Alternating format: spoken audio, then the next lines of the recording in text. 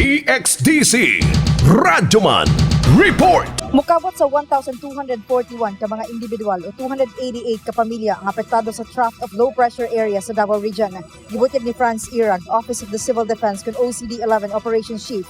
Ato sa interview sa DXDC RMN Davao, 96 ka mga pamilya o 293 ka mga indibidwal sa Davao de Oro ang nagpabilin pa sa mga evacuation centers. Nagpadayon ang road clearing operations sa upat ka mga barangays. Din adunay mga reported nga landslide sa mga national roads nga dili passable sa mga sakyanan. Hugot gibantayan sa OCD 11 ang mga upland areas nga konektado sa Agusan River. Sa gihimong validation, dili konektado sa presenteng weather condition.